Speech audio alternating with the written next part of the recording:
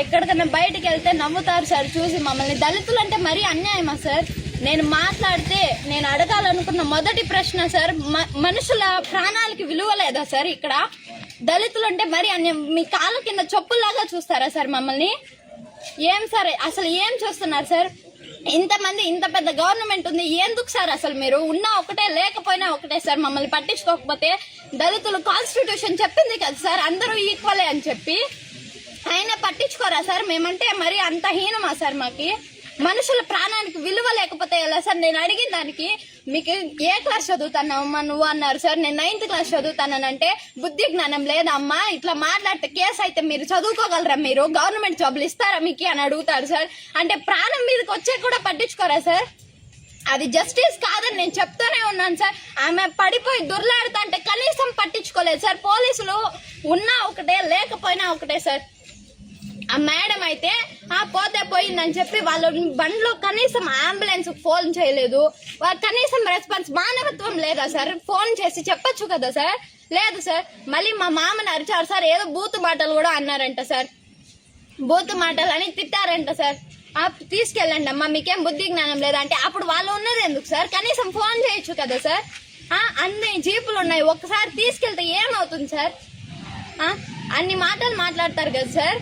మేమున్నాం, మీకు ఏమన్నా అయిందంటే పోలీస్ స్టేషన్ కి రండి చూసుకుంటామంటే ఏం చూసుకున్నారు సార్? అసలు 3 ఏళ్ల నుంచి వాళ్ళు స్కూల్కి వెళ్ళట్లేదు సార్, కాలేజీలకు వెళ్ళట్లేదు సార్. అంత చదువులు చదువుకుని ఎందుకు సార్? మేము ఇంకా గవర్నమెంట్ జాబులు ఇస్తామన్నారంట కదా సార్. గవర్నమెంట్ జాబులు ఎప్పుడు సార్ ఇచ్చారు? మా అమ్మ ఏఎన్ఎం చేసింది సార్, ఇంట్లో కూర్చొని పాచి పనులు చేసుకుంటాను సార్. మా అత్త వాళ్ళు బిఏలు చేశారు సార్, వాళ్ళు ఏం పనులు చేస్తున్నారు సార్? ఏం లేదు సార్. మా అమ్మ ప్రతిసారి ఎగ్జామ్ రాయడం, ఆడ పోవడం, ఎగ్జామ్ రాయడం. ఈసారి మళ్ళీ ట్రై చేశాను సార్ ఏఎన్ఎం నర్సింగ్ కి. ఏం సార్ ఉంది అసలు? ఏం చూసుకుంటున్నారు నాకైతే అర్థం కావట్లేదు సార్. మనిషి ప్రాణానికి విలువ లేక ఆ ల్యాండ్ కున్న విలువ మా మనుషుల ప్రాణాలకు లేవా సార్? దళితులు అంటే మరీ అన్యాయం. నేను చదువుకుంటాను సార్, నేను చెప్తాను సార్, ఆ జాబ్ నాకు రాకపోయినా పర్వాలేదు సార్. ఆ న్యాయం జరగాలి సార్. న్యాయము లేట్ గా జరిగినా పర్వాలేదు సార్, న్యాయం మాత్రం అన్యాయం ఓడిపోవాలి సార్. నేను చెప్తాను, అన్యాయం జరగనంటే జరగకూడదు. ఆ ల్యాండ్ మాకు రావాలా, మాకు ఇల్లు కట్టించాలా. మా అత్తకి ఏమన్నా అయ్యిందంటే ఒక్కరిని కూడా వదిలేదు లేదు సార్. నేను సీఎం దగ్గర కావాలా, ప్రెసిడెంట్ దగ్గరికి వెళ్ళాలి, ఎవరి దగ్గరకన్నా నేను వెళ్ళి మాట్లాడతాను సార్. నాకేమి భయం లేదు సార్. పోయింది సార్ భయం. నిన్న వాళ్ళు మాట్లాడిన మాటలకి రెస్పెక్ట్ పోయింది, అంతా పోయింది సార్. ఏదన్నా జరిగితే వాళ్ళకి వెళ్ళి చెప్పాలా అని నాకు ఉన్నింది సార్.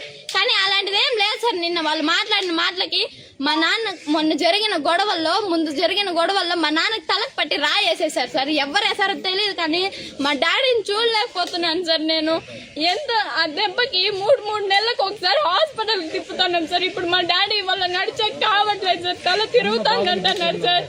ఎన్ని బాధలు పెడతారు సార్ అయినా మమ్మల్ని. మేము ఎస్సీ ఎస్టీలకి ఏం పని పడలేదనుకుంటున్నారా సార్? మాకి ఆత్మాభిమానం అనేది ఒకటి ఉంటుంది కదా సార్. మరి అంత హీనంగా చూస్తే ఎట్ట సార్ మేము బతకడం? కనీసము కాన్స్టిట్యూషన్ అప్పటి నుంచే రాశారు కదా sir, all are equal before law అని చెప్పి. ఎక్కడ సార్ ఈక్వల్ గా చూస్తున్నారు మమ్మల్ని?